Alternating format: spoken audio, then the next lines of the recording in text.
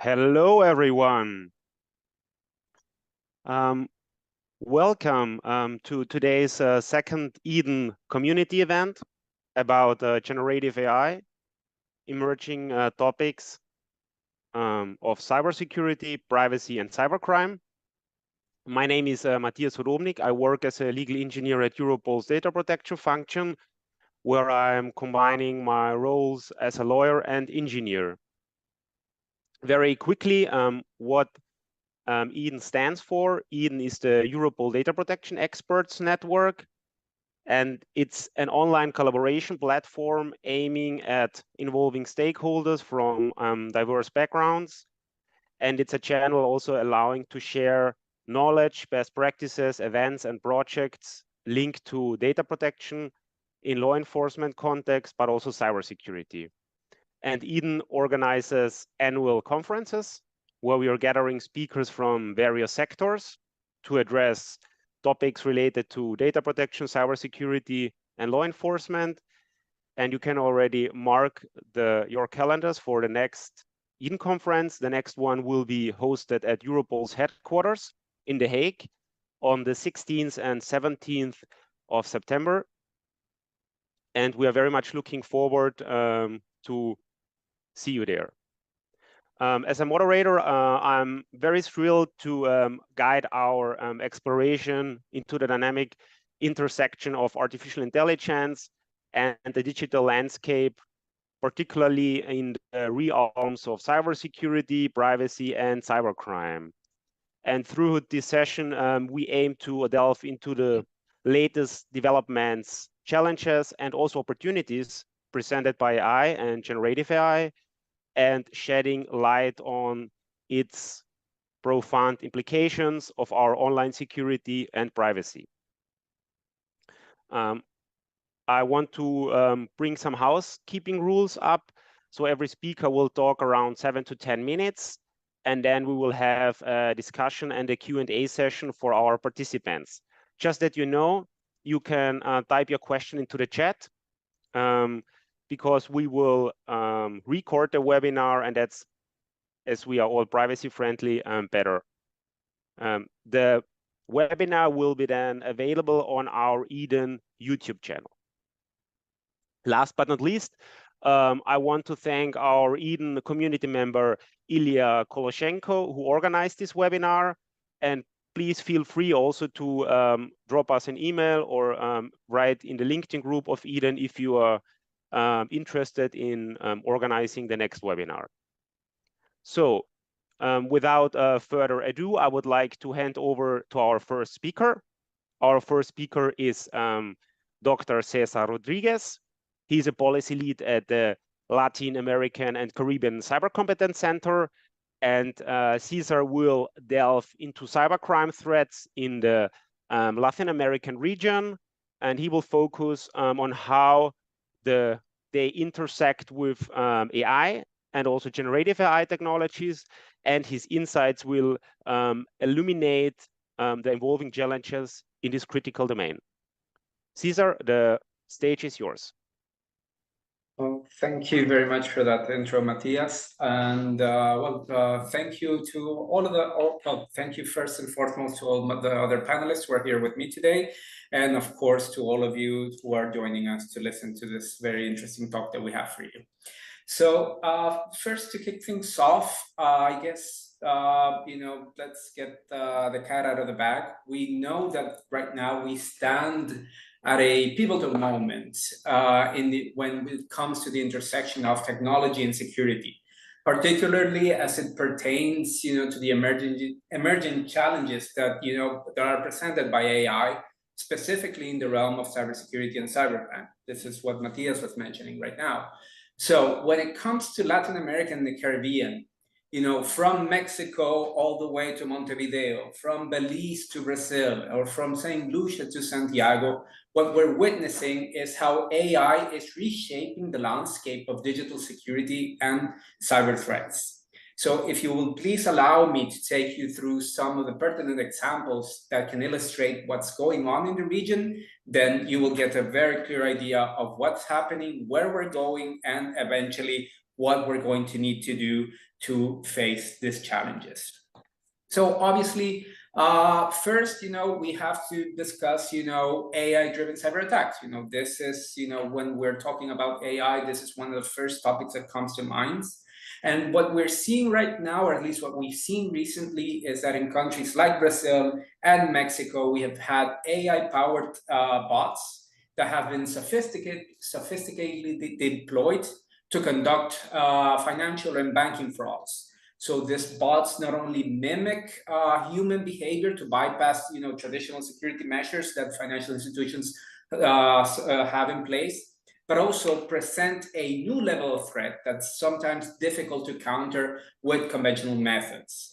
Their use includes not only using, tools to develop, better phishing emails, which is, I guess, is the low-hanging fruit, but also what we're seeing right now and what we've seen in the past couple of months is also using voice-generated AIs for financial frauds. This includes everything from having a recording of your possible banking agent calling you to update certain information, to also clients calling the banks, and being presented as the client when it's considerably more an AI that's supplanting the identity of the client.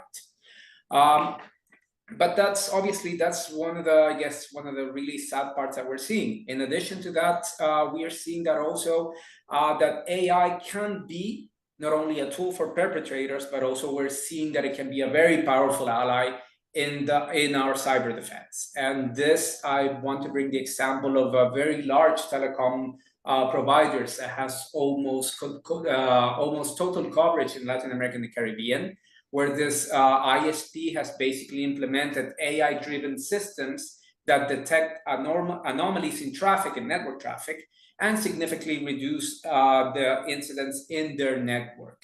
We are also seeing, and this is also very recently, how law enforcement has been using tools such as ICOP and Daphne, which I believe were developed by the FBI, which these tools are basically AI-generated tools that allow you for the identification of child sexual abuse material, that allow you for the detection of grooming in social networks, and have quite a high rate of successful identification of this conducts and elements. But also, if we're thinking just for very simple, very down to the ground, maybe I don't have access to those type of tools. Something as simple as using ChatGPT to detect, phishing emails and phishing links has proven to be quite efficient, with a rate of more than, I think, 80% of success rate in detecting a phishing email and analyzing a phishing link and determining if it is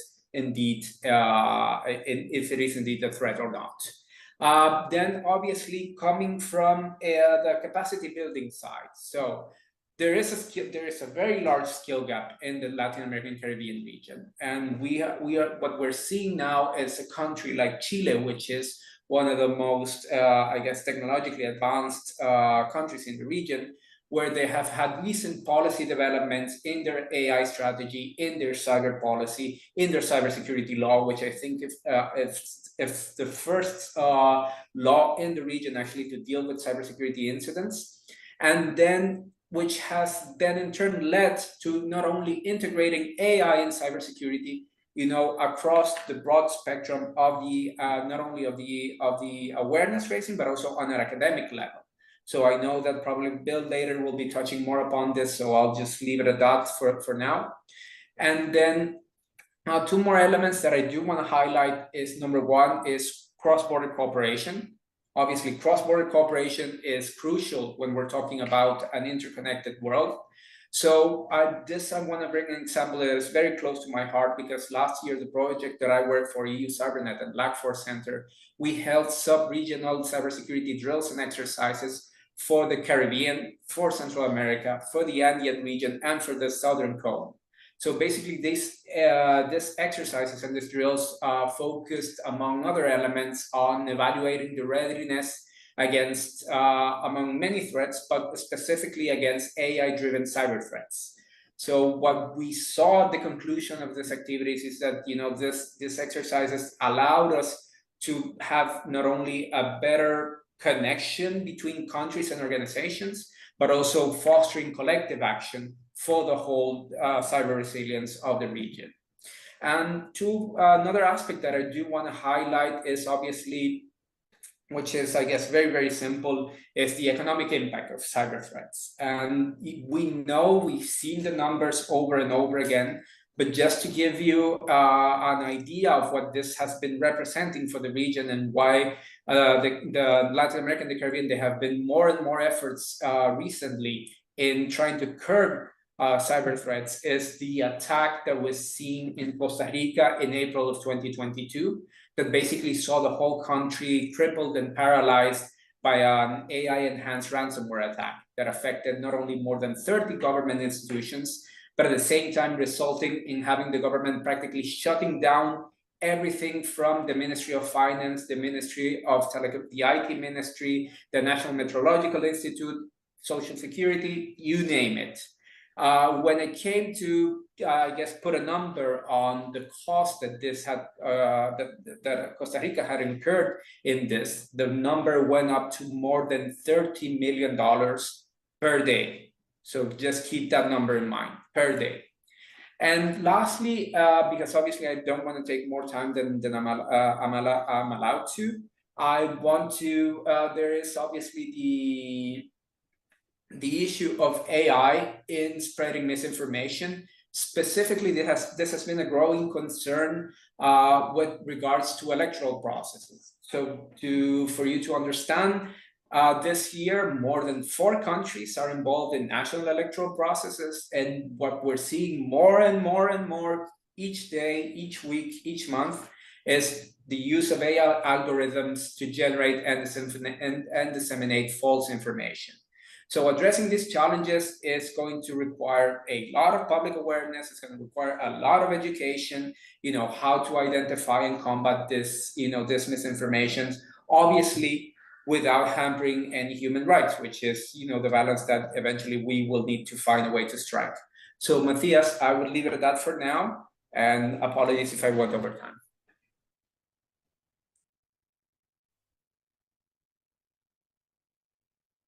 Thanks a lot, Cesar. Very, very interesting insights, especially thanks for setting the stage. I think it was very good.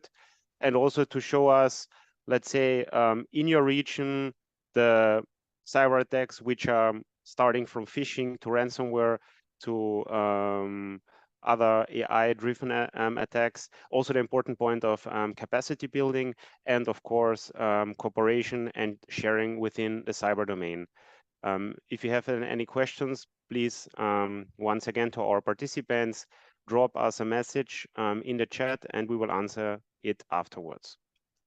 Then I want to promptly go to our next speaker, and I'm very happy to introduce or welcome you, Cecilia Popa. She's an expert lead at the European CyberNet Initiative.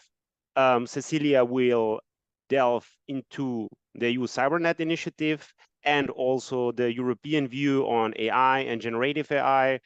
And her expertise will shed light on regulatory frameworks, strategic initiatives, and policy shaping cybersecurity in Europe among advanced AI technologies.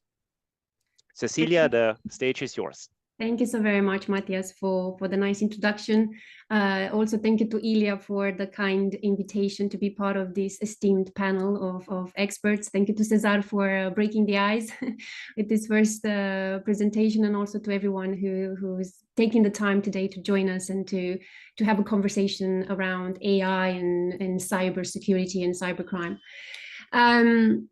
So I want to start with encouraging you. There is a very short article on the website of the Council of Europe, the AI, the artificial intelligence webpage, about the history of AI, and it's a very short one and looks into the birth of AI in the wake of cybernetics back in the 40s. And so when it comes to technology, the development of AI technologies, we have quite some ground to cover. But when it comes to the policy or the framework, the legal framework, we are pretty new in this area. So just recently, basically it started really in 2018 with a report issued by the Joint Research Center of the European Commission. And the study, I think, is called Artificial Intelligence European Perspective. Again, it's free of charge. You can check it online. And this report really delved into various facets of AI integration within the European Union. And it explored economics, legal, and cybersecurity dimensions, recognizing the intertwined relationship between AI and cybersecurity, and highlighting potential threats to system security. Then the European Commission unveiled the white paper on artificial intelligence back in 2020, laying out a strategic blueprint to cultivate an AI ecosystem within Europe. And the plan entails significant funding, supplemented by private investments, and projected to a total of 20 billion annually. At least this is, was the Commission, envisioning. And additionally, it envisioned establishing a network of excellence centers to enhance the EU's digital infrastructure and devising mechanism for SMEs, from small and medium-sized enterprises, in effectively integrating AI into their business models. And then a follow-up regulation to the white paper was published in 2021, and the European Commission's regulation on a European approach for artificial intelligence, it's called, which aim at providing tailored safeguards for high-risk AI systems. And these proposed requirements pertain to a quality of human oversight, data sets, cybersecurity measures, among other things. And building on these insights and proposals from the white paper, the European Commission drafted the AI Act that now we know.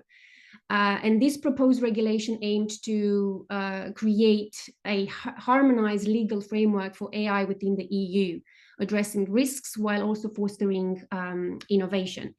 And the amendments were adopted last year in June, and now the draft text of the legislation serves as the negotiating position between member states and the Commission, which we all know it's a lengthy process to have. In parallel, the Council of Europe also is working on an AI convention.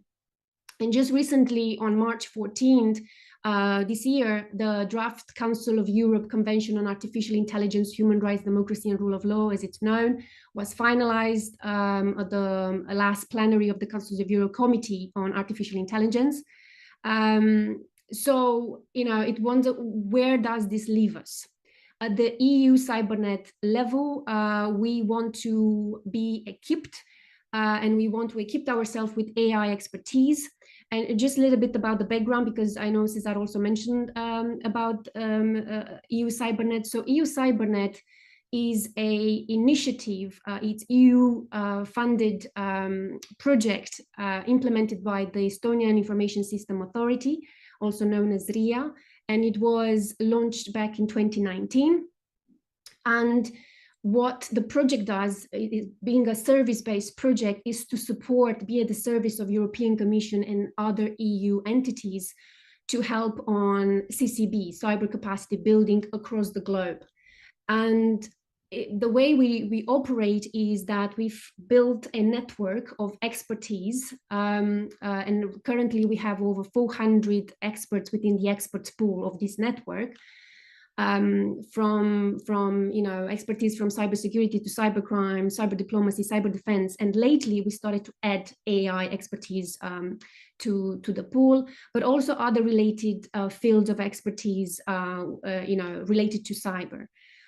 And also we have a community of stakeholders, EU-based public entities, in order for us to find synergies between different initiatives on Cyberfront, to learn from each other and also see exactly what are the threats and what we can improve moving forward. Because, and I remember when, a few months ago when we started, really focused looking for AI expertise, also in the light of these frameworks being put up front, but also we've seen that different EUDs, these are mostly the entities, the European entities who are requesting our support. We see a request for support on, understanding AI technologies, understanding how states can integrate the AI, generative AI and AI concept within their national frameworks. And we're going to see a pretty much intertwine between the world of cybersecurity and AI. And also, I was, really reading with pleasure a recent study called Cybersecurity in the Era of Offensive AI by Natassia, which is the bot detection and response specialist. And in that study, and this is a recent one, again, available online, it polled security executives in the UK and the US regarding their utilization of AI in cybersecurity, bolstering both offensive but also defensive strategies. And it highlights that the majority of security leaders already anticipate encountering AI-driven attacks on a daily basis, with more than 60% of them foreseeing the widespread adoption of offensive AI by cyber criminals, and the standard being as a standard modus operandi in most cyber attacks. AI is poised to serve not only as a facilitator of cyber attacks, but also as a crucial component in cyber defense, something that Cesar already also mentioned. And despite the report in the UK of the Office of National Statistics indicating that overwhelming majority of business leaders had no intention of embracing AI per se, and is also connected to an open letter to the European Commission signed by more than 150 executives, European companies, from Renault to Heineken, in the light of the draft of the AI Act. And last year, when those businesses basically warned of the impact the draft legislation, the AI Act, would have on their businesses. However, this sentiment does not necessarily reflect the reality within the realm of cybersecurity. Going back to that research that I've mentioned, in that same survey, all participants acknowledged the integration of AI into their security infrastructure to varying degrees, with each affirming its positive impact on their overall security posture. So, while these businesses, rightfully so, might be a little bit, worried about the new regulation in place due to the EU AI Act, but in the same time, they acknowledge the need to start investing in AI technologies and implement them in their day-to-day businesses because of, on one hand, the threats that it possesses, but also on the opportunities to defend themselves against different cyber attacks. And as we progress, we can only anticipate an increase in the integration between cyber and AI. And if we reconvene in a year from now, I'm confident we'll have ample topics to discuss regarding the advancements we're going to witness when it comes to AI to cybersecurity or cybersecurity to AI. So I'm going to stop for now, but I'm looking forward to starting a conversation with all of you. Matthias, back to you.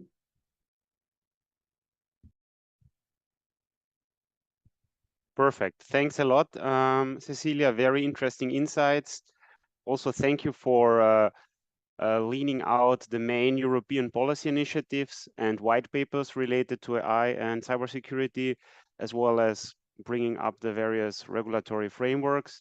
And I think it's also very important to have networks of expertise like the EU CyberNet to share capabilities and also foster state-of-the-art responses in various areas like cybercrime, cyber diplomacy, and also cyber defense.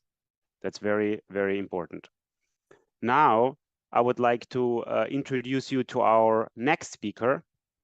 His name is Professor Omario Kanji. He is a cross-border attorney and law professor at the George Mason University, Antonin Scalia Law School, which is also connected to the National Intelligence Institute. Omario will provide a practitioner's point of view in relation to AI and generative AI. And he will analyze involving cyber threats from state actors, highlighting implications and also challenges for cybersecurity professionals. Omario, the stage is yours. Thank you, Matthias. Good morning, everyone. And thanks to Eden, Europol, fellow panelists, participants, everyone here today. I'm very pleased to be present. I am speaking as a law professor. I have to shocking say that my views do not necessarily represent the views of anyone else, including my law school, my country, etc., etc. But you can infer all you want, really. But I just won't sign anything after you infer it. So hope everyone's well.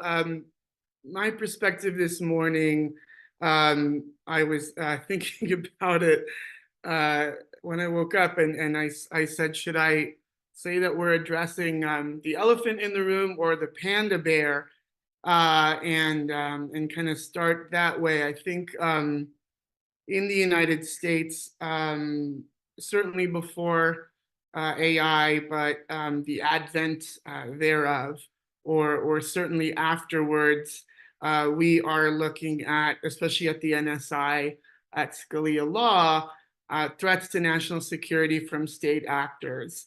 Our team at the NSI has done already exhaustive work on this. I'm super proud of them. And what I mean when I say exhaustive work is not just policy papers and not just recommendations, but we've also done some simulations. We've done some war games. I don't know if anyone remembers that movie with Matthew Broderick. If you're old, you do. If you're young, life is good, I guess. But when you run these simulations, when you run these war games, you want to infer as much as you can, but not too much. I think as Cesar and Cecilia already covered, that the world is cautious, optimistic, but this is still really, really new. I remember when I got my first email address in college at UCLA, and I was like, oh, what's this going to be? And, you know, you stop by the engineering room and use a dirty computer and send a message to someone and giggle, and then you go have a real conversation. And email is still making my life miserable because I get too many. And I think that's what's going to happen with AI too. But we're still very early. So when we look at the private sector in the United States, we see the progress being made, and that's not what I'm going to cover, of course, but I think it's easy to see where AI is going in the private sector, and it's also easy to see where it's going for consumers, and in a positive direction. But what I'm focusing on today is maybe the more negative sides of it. And I will borrow a good bit from NSI's work in this field. In one particular simulation that we did do, and it's something that of course comes up a lot now in conversation, is issues surrounding the Taiwan Straits and any military action that could happen there, and what happens after that action, who defends who, will someone defend someone, and the jury's still a bit out on that.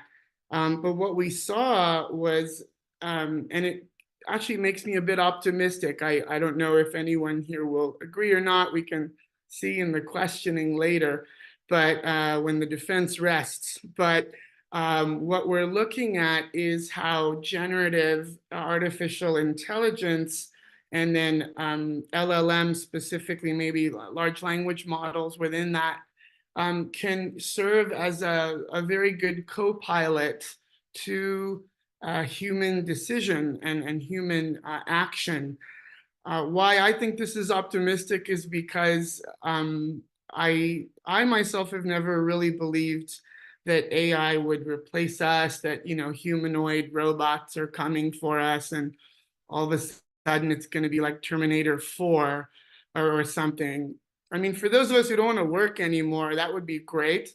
But I doubt a humanoid robot could be as smart as anyone on this panel. And so what we see is generative AI that inherits language models, that inherits instructions, that inherits text generation, specialized methodologies, which overall still come from human programming. And I wouldn't want anyone to really miss that point, not because that they can't become smarter over time, but I still think they rely on models that we feed them in order to function the way we want them to function. And so I think Cesar was poignant when he said the cat's out of the bag, but I think the cat would still follow what its owner wants it to do.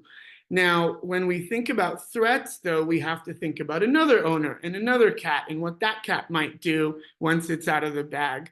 But when making my notes, what I'm trying to really think through, because again, I don't think this is a final opinion on anything, and I do very much want to hear what our panelists and our attendees think, is if you have a scenario where the US constructs a national security and I dare say a defensive AI, do we enter a world where the EU constructs and generates its own defensive and perhaps down the line, if we have to, offensive AI as well, as it rightfully can, and then so could China, so could Russia, so could any even non-state bad actors, right? If that's the case, I'm thinking through a scenario where who has the most resources, who has the most intelligence, who has the most even engineering and scientific and robotic capability to do that, which then becomes a barometer of how good that defensive or offensive generative AI will be, right? And when we say how good, how effective it is, how much does it serve its creator, right? And so on and so forth. In a lot of these simulations and modeling, we did find, and this was a hopeful point, and what's funny is then it becomes a pessimistic point, and I'll tell you what I mean, was in some simulations, our AI was, again, the way we constructed it, maybe the way it was fed, the assumptions that we didn't know it was making because of what we told it or what we didn't tell it, et cetera, et cetera. It almost becomes a conversation with someone you don't like all that much because you don't know what they're going to think or say. But what happened is the artificial intelligence that we had was very collaborative, was very coalition building, but then in a dark way of saying it, didn't really take the initiative for military action when it was clear, at least to us, that we needed to take military action. Now, what's beautiful about that is it's very much a UN security body to the extent that you feel the UN is effective lately. And we can have a whole panel on that, Matthias, someday. But in its search and in its efforts to be coalition building and to be collaborative, et cetera, we saw that human actors in the simulation still had to step in and say, look, this isn't going really well. Taiwan's about to be invaded. We might have to defend, and this is what we have to present as perhaps an ultimatum, as a threat to someone else to stop that invasion of Taiwan. And AI didn't go in that direction. And that's fine. And so the optimistic point really is that I think, as creators and as generators of artificial intelligence, I think the good news is humans are here to stay. And the bad news is that humans are here to stay. And that can go in any direction, we want it to. But, to for a bit of levity, I think when we look at how much, and this is a beautiful point, frankly, when we look at how much would have to go into programming, creating, and conditioning and maintaining a very, very useful generative artificial intelligence model for at least a defensive strategy, if not an offensive strategy, I don't think there's any way that an AI model could be as nimble and as creative and as proactive as a human team. And I didn't want to belabor the point too much. It's just that, writing in my notes, and I'm thinking of state actors, I want to give something of value here, where I'm thinking there will be a place for it in international security. There will be a place for it in armed conflict. There will be a place for it in terms of decision making on state-to-state action, even in a collaborative way, not just in a military theater, but even in our talks with friends across the Atlantic, friends across the Pacific, right? But how much it may or may not replace human decision-making or human action, I think is still very much up in the air, right? In the United States, and I'll close it with this, I'm watching the time here, is, we see a lot of collaboration between private and public sectors, right? And so we're looking at NVIDIA, we're looking at all the big players, how they're developing AI and how then the government uses it and how the laws catch up to it, like Cecilia mentioned as well. Lawyers I think we're very smart people, we're very boring, and we just follow trends and then make law about new trends. But I don't come up with any new trends myself. I just sit and watch, I guess. I'm like, oh, I could write a law for that, whatever, I didn't invent it, right?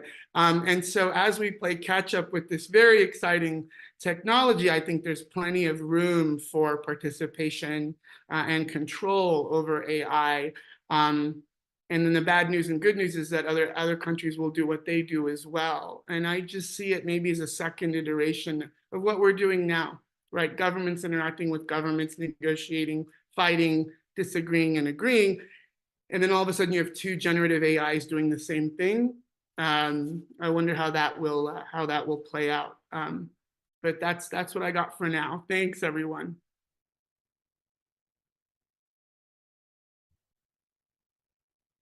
Perfect. Omario, thank you so much for this comprehensive overview, really addressing the panda bear and the elephant in the room. That's not easy. Also very interesting insights from, let's say, the private sector to national states. And I think what is also coming more and more are these kind of, let's say, war games and simulations. And would be very curious also to hear more about the work of NSI, as well as the military aspect in relation to AI. I think that's also something which is nowadays already very important. And also thank you for pointing out the role of large language models and generative pre-trained transformers like ChatGPT, and also the insights about the simulations you have been involved. Very interesting stuff, in particular related to also national states.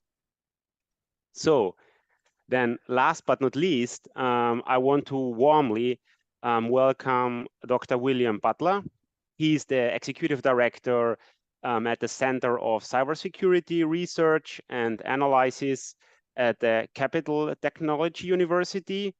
And Bill will provide an academic perspective on AI and also generative AI, and trying to explore the educational capabilities and also future perspectives. And he will discuss integrating AI into the academic curricula and also address ethical, social, and technological considerations. Bill? Hello, good morning, everybody. Thank you, Matthias, and thanks for the speakers that came before me, very educational. I'm going to talk about academics, what has happened in the past year since the introduction of ChatGPT kind of woke everybody up last year. And it's been a struggle to say the least in academia.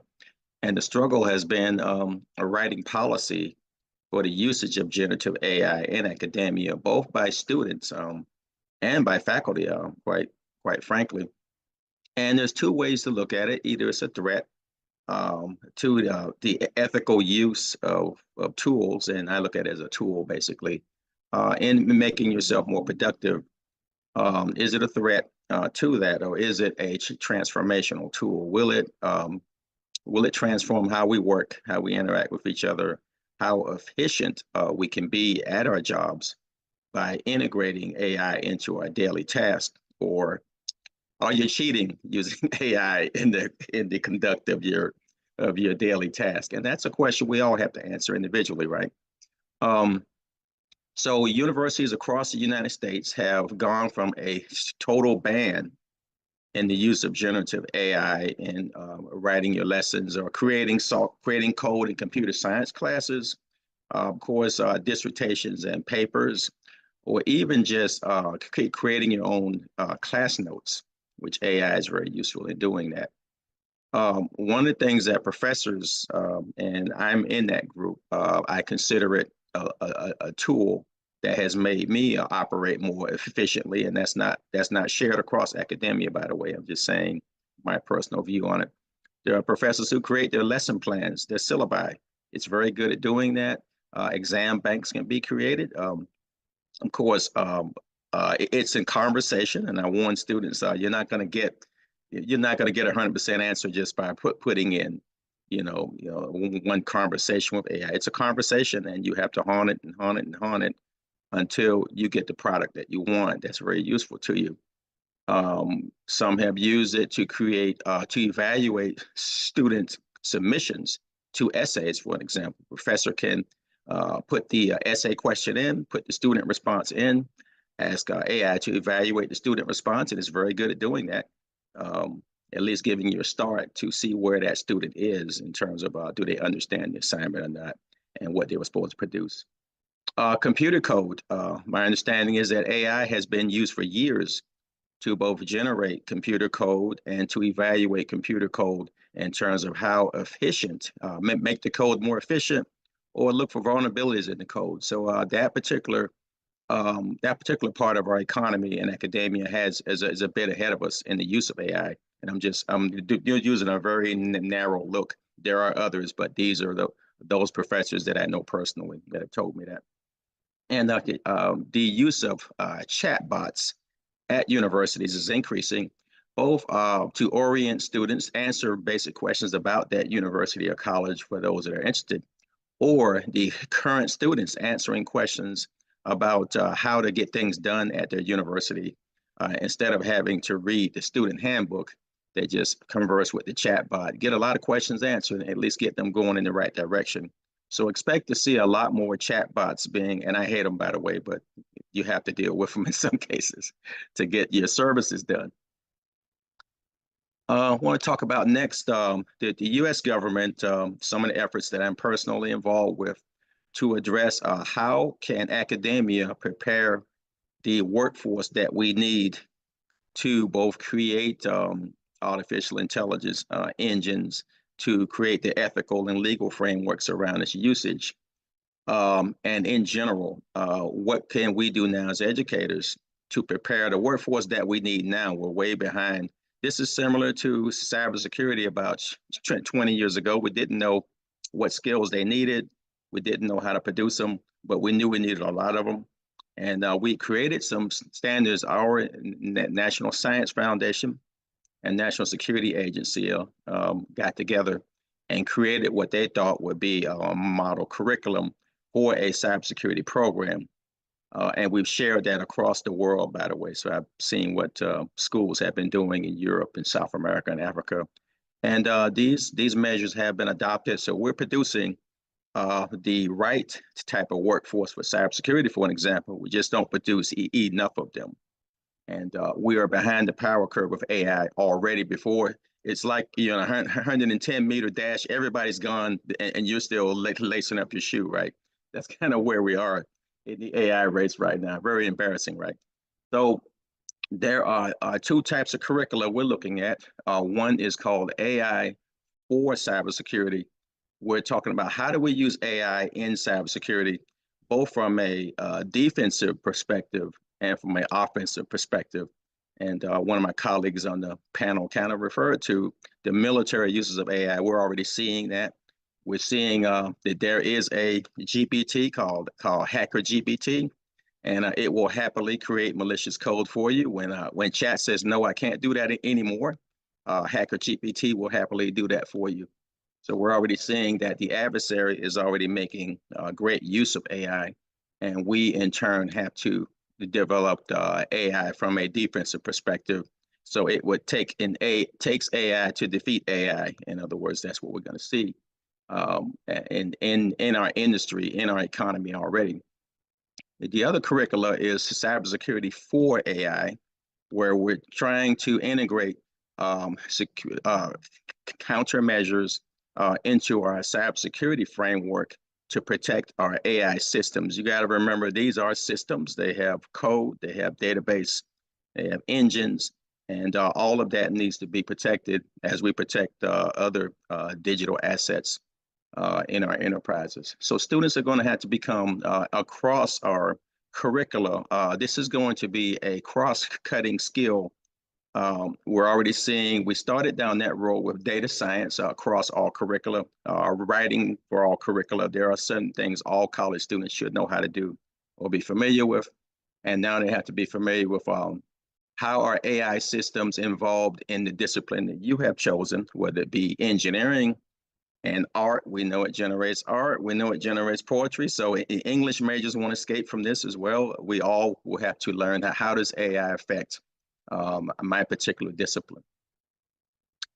So what we're doing now, we're looking at creating AI programs, a model AI program that we're going to evaluate across a few schools, universities and colleges and community colleges across America to see will that curriculum in fact prepare students for a career in AI or to implement AI in their particular discipline. We're looking at adding AI content to existing cybersecurity programs. Teaching students, again, AI is a very unique ecosystem, very unique system. And we're going to need cybersecurity experts that know how to protect these systems. And there are lots of ways to attack these systems, to attack the integrity. I think one of my colleagues on the panel, it's only as good, well, what you get out is only as good as what you put in.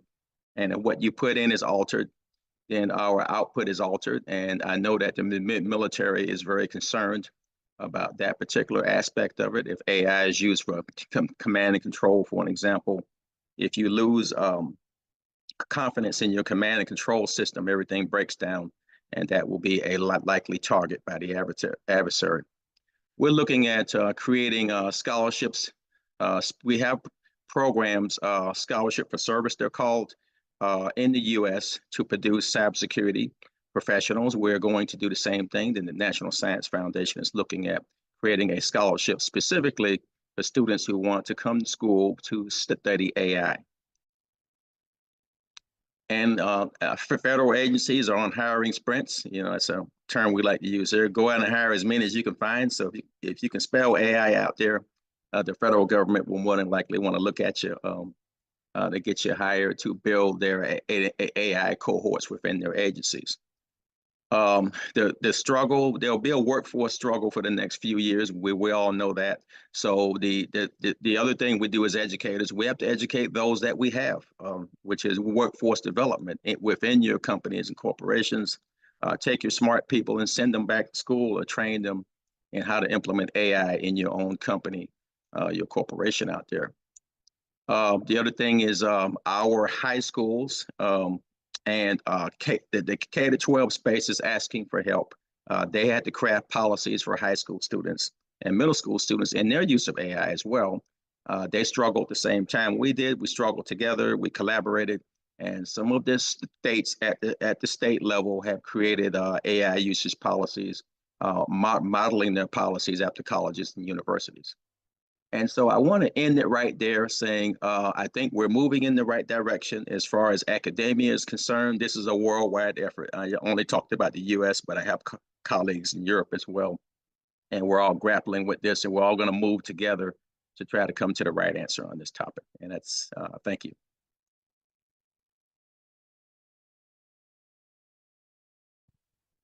Thank you so much, Bill. So this was very useful, also very interesting, pointing out the implications of AI in the field of academia and also addressing the technological implications of it. And also very interesting insights about how AI systems like chatbots are used by students in the daily work, and also your involvement in the government. I think educators in general have a very important role. They are always in front of the things and also trying to understand really the problems from a deeper point of view. Also the projects in your curricula.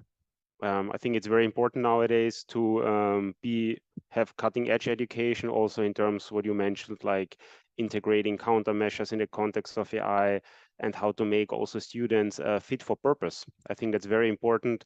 Otherwise, we would be not able, let's say, to have the necessary capabilities in controlling AI and making also cyberspace secure and being on top of the newest developments.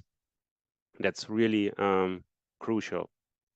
So we have now another 5 minutes. I was asking the audience if there are already any questions. The people seem to be a bit shy. So Cesar was raising your hand. Do you want to make No, I'm saying there is a question. Is there a question? Okay, I see it. Thanks a lot. Yeah, so I will repeat the question.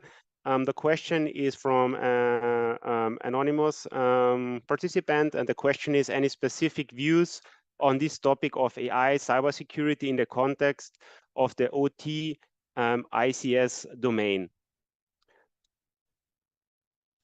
Who wants to answer the question of the panelists? I don't know if I can answer the question, but I will try my best to do something along those lines. So apologies. I may try to convince you, and if not, I'll confuse you. So please bear with me for a moment.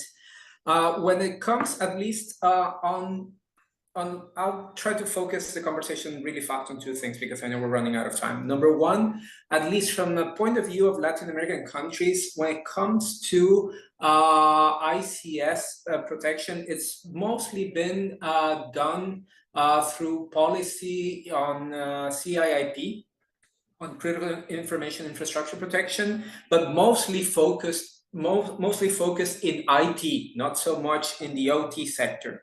So right now we're trying to see if some countries can do the push. I'm pretty sure that after Chile's legislation, I know Brazil, Dominican Republic, and also Mexico have legislation pending that may touch upon these issues, but it's a little bit too early to tell.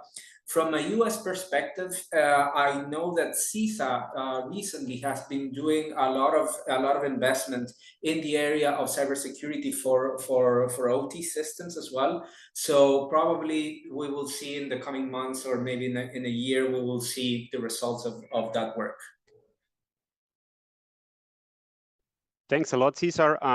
Is there someone from the other panelists who wants to add something, or? I'd just like to add just one item. Yes, please. Concur with Cesar that monitoring IoT and ICS networks, of course, are huge here in the United States. So using AI tools to monitor these networks is becoming very important. And the predictive analytics that we use to try to predict, find indicators of compromise or try to predict attacks or likely future attacks, that is a huge application for this new technology in that space. Thanks a lot, Bill. We have another question. The question is from Stephen. So his question is, nations and societies have not been very effective in dealing with abuse of new technologies. Given the potential power, profit, and competitive advantage offered by AI are the panel optimistic that abuse of AI can be properly controlled? Okay, please, Cecilia, start. I could start on this one. Dealing and working on a daily basis with excellent experts in our pool. Again, we have over 400 experts from all sorts of walks of life when it comes to cyber. Again, cybersecurity, cybercrime, and I'm confident in their abilities to work every single day to deal with threats coming from AI. And we see it particularly in the cybercrime field. We see the massive usage of AI technologies to generate, let's say, CSAMs, like child sexual exploitation and abuse material. And it's very hard to take them down as you go. But I think the optimism in me might be related to the fact that we need also in the same time to invest in this, to allocate funds to bring more people in this field, on cyber field, to be ready to deal with the development of AI technologies that are used negatively. However, it's sometimes it's a slippery slope, and there are days when particularly when you see the increase of cybercrime with the usage of AI, you're not necessarily that optimistic, but in the same time you need to be optimistic because you don't have an option. You need to go on and invest in the resources we already have on the ground. We have excellent expertise on the cyber front, and we need to continue to invest in it in order for us to keep our optimism alive. Thanks a lot, Cecilia. Someone else wants to add something? I guess I for one just welcome our new robot overlords. I will be honest with them.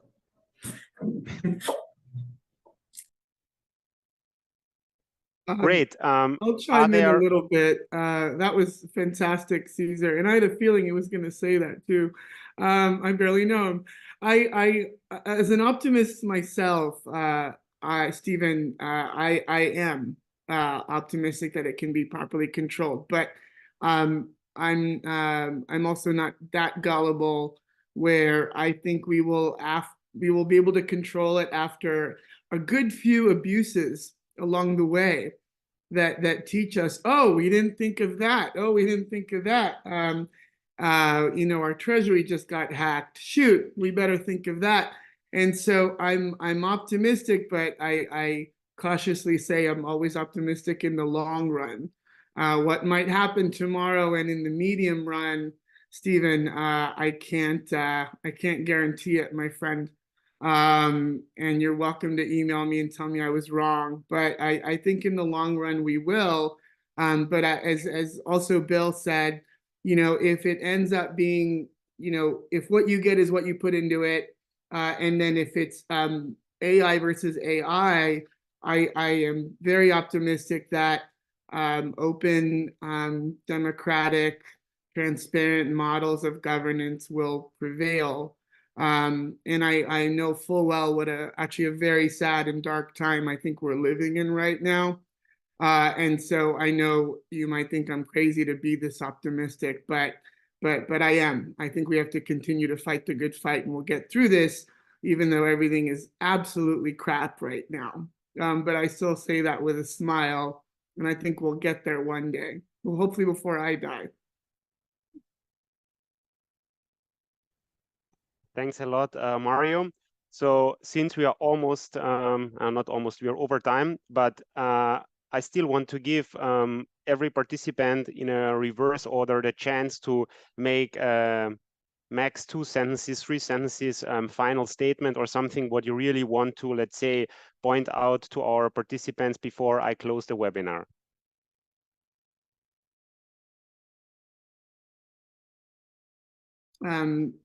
I'll say stay smart, stay optimistic, and be well, and be well.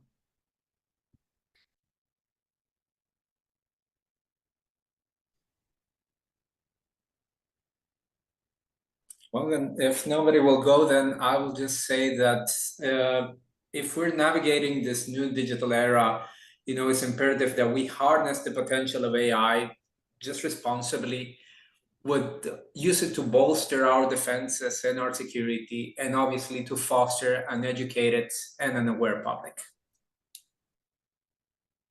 I will also add to that to stay engaged in different networks, to stay united, to use our minds, to come up with innovative solutions, to stay up to date to what's happening, and go back to the optimism part, to keep up the optimism. Yeah, I concur with that, and I couldn't help but think of the strike we just had with the Screen Actors Guild here in the U.S., and it was a very important fight for them to win.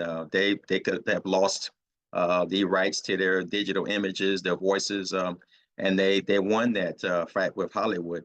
And every industry is going to have that same struggle. So everybody, again, Cecilia, definitely everybody's got us. We humans got to hang together and try to control the AI revolution that's coming. Perfect. Thank you all so much for this final statement. Thank you also to all the participants which were asking questions, but also the others which were just participating in the webinar. And yeah, once again, feel free to contact us either on the Eden LinkedIn group or on eden@europol.europa.eu. If you're interested in becoming an Eden member, it's for free. It's open for various areas, academia, cybersecurity professional, but also private sector. Or if you want to organize the next Eden event, please just email us and let us know. Thank you. The session is closed.